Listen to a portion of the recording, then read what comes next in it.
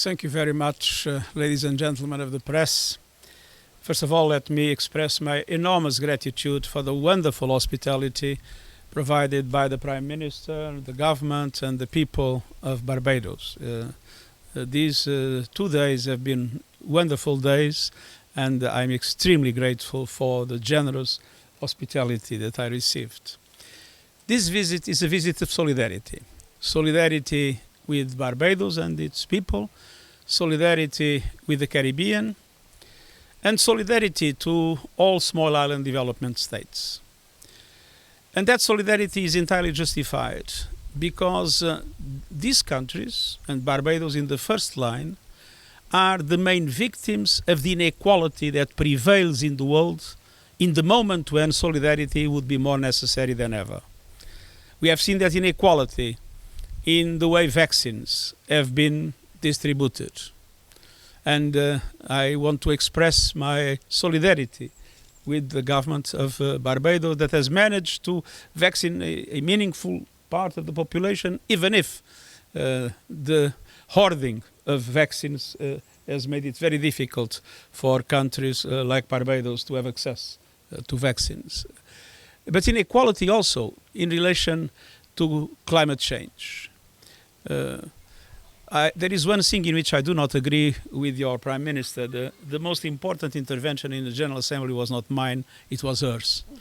She made a fantastic intervention in which not only she referred the substance of the problems that we are facing with a climate change that is becoming an existential threat for people and the planet, but she also made it with a passion and with a strength that really made everybody in the room be moved, and I think had made the consciences of many that are not doing enough understand that they need to change.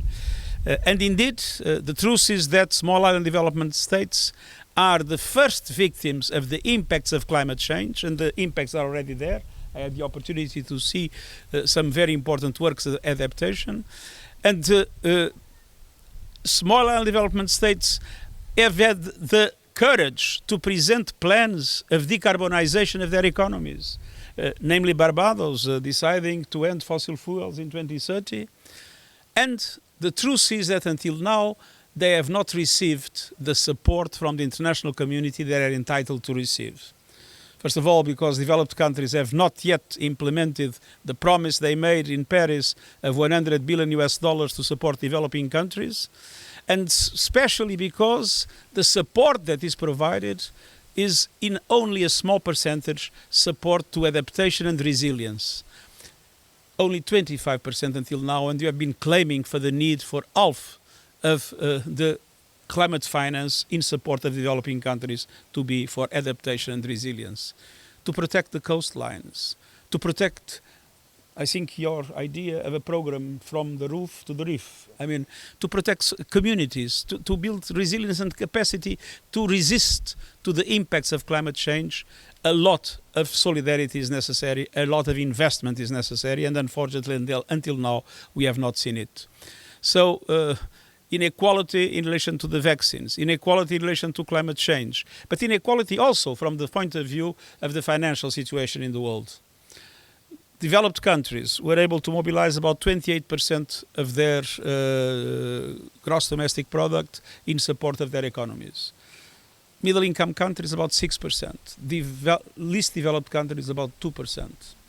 And the truth is that many countries are facing a dramatic situation because being middle-income countries, they have no access to a number of instruments that would be necessary, namely in relation to debt relief.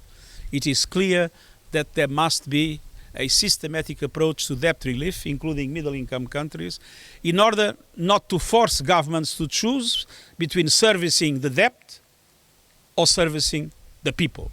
And I want to express my total solidarity with Barbados in relation to the positions that have been expressed by the government of Barbados about the questions of liquidity, about the questions of debt, and about the questions of international solidarity and investment in relation to the countries that are in the front line of all these different challenges that I mentioned.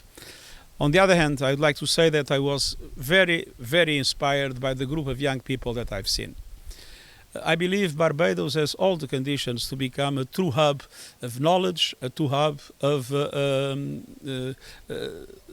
taking profit of what technology today brings in order to provide for its people a future of development and prosperity. The commitment of the government to support the youth and the commitment of the youth to really take profit of all the opportunities that are now created by new technologies, I was really very impressed with them. I think it allows us to believe that Barbados can become in the future an important hub of knowledge, an important hub of intellectual capacity, able to not only guarantee the prosperity of its people, but to support all Caribbean states. So this visit has been an extremely pleasant visit because I feel myself among friends, but a visit that is very important for its symbolism. I'm here to express to Barbados, to the Caribbean, and to all small island development states my deep solidarity in a moment in which the world is not fair with them, in a moment in which inequality still prevails, in a moment in which solidarity from, namely, the most powerful in the world is lacking.